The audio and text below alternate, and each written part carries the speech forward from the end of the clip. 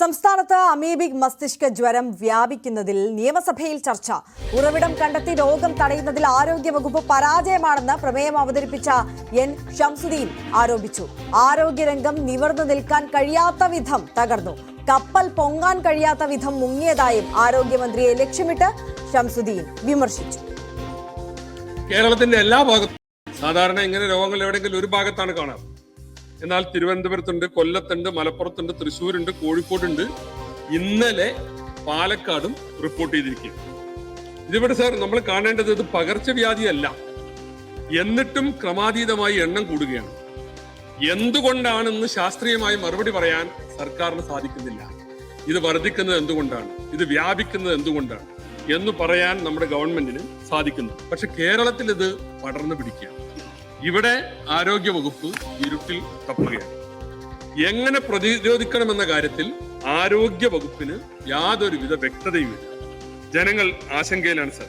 ഏറ്റവും കൂടുതൽ കേസുകൾ കേരളത്തിലാണ് എന്ന സർക്കാർ പറയുന്നത് ഇവിടെ മരണനിരക്ക് വളരെ കുറവാണെന്ന്. 99% മരണനിരക്കാണ് അമീബിക് മസ്തിഷ്ക ജ്വരത്തിനുള്ളതെന്നും എന്നാൽ സംസ്ഥാനത്ത് ഇത് 24% കുറയ്ക്കാൻ കഴിഞ്ഞെന്നുമായിരുന്നു ടി ബാലചന്ദ്രന്റെ പ്രതിരോധം. ഇത് ഇവിടെ മാത്രമുള്ള രോഗമാണോ? കേരളത്തിൽ മാത്രമുള്ള രോഗമാണോ? ഞാൻ പറഞ്ഞു, ലോകത്തിൽ ഇതിന്റെ മോർട്ടാലിറ്റി റേറ്റ് 99%. കേരളത്തിൽ അത് 24%. അർപ്പണ മനോഭാവമുള്ള പ്രവർത്തനത്തിലൂടെ വളർന്നു വന്നതാണ് കേരളത്തിലെ ആരോഗ്യരംഗം.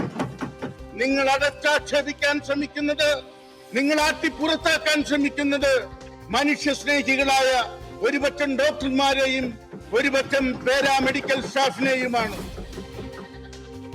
അരുൺ കൂടുതൽ വിവരങ്ങളുമായി നമുക്കൊപ്പം ചേരുകയാണ്. അരുൺ, സംസ്ഥാനത്തെ ഇപ്പോഴത്തെ വലിയ ആശങ്കയാണ് അമീബിക് മസ്തിഷ്ക ജ്വരം. ഈ വിഷയം സഭയിൽ ചർച്ചയായപ്പോൾ എങ്ങനെയാണ് പ്രതിപക്ഷം വിമർശനം ഉന്നയിച്ചത്? ഏത് തരത്തിൽ ഭരണപക്ഷം പ്രതിരോധമുയർത്തി?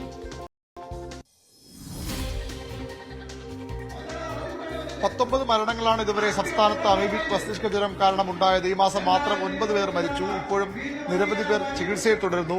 അത്യന്തം ഗുരുതരമായ സാഹചര്യമാണെന്ന് ഈ റൂൾ 50 നോട്ടീസ് അവതരിപ്പിച്ച എൻ ഷംസുദ്ദീൻ പറഞ്ഞു. ഉറവിടം പോലും കണ്ടെത്താനാകാതെ ആരോഗ്യവകുപ്പ് ഇരുട്ടിൽ തപ്പുകയാണ്. എന്താണ് ചെയ്യേണ്ടതെന്ന കാര്യത്തിൽ ആരോഗ്യവകുപ്പിന് ഒരു വ്യക്തതയുമില്ല എന്നായിരുന്നു പ്രതിപക്ഷത്തിന്റെ പ്രധാന ആരോപണം. എന്നാൽ ഈ രോഗം വ്യാപനം കൃത്യമായി തടയാൻ കഴിയുന്നുണ്ടെന്നാണ് ഭരണപക്ഷത്തിൽ സംസാരിക്കുന്ന എംഎൽഎമാർ പറയുന്നത്.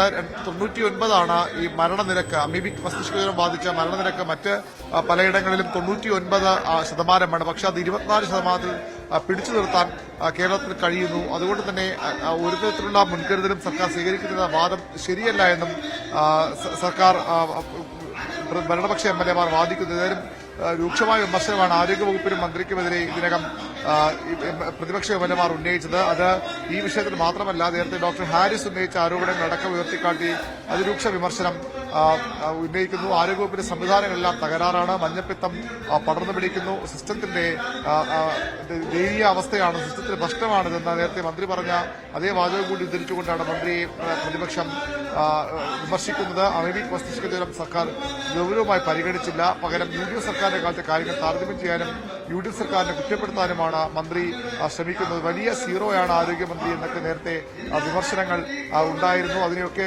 തള്ളിക്കളഞ്ഞുകൊണ്ട് മന്ത്രിയെ ബോധപൂർവ്വം വളഞ്ഞിട്ട് ആക്രമിക്കുകയും അവരെ ഉയർത്തിക്കിട്ടാനുള്ള പ്രതിപക്ഷ ശ്രമം എന്നാണ് ഭരണപക്ഷ.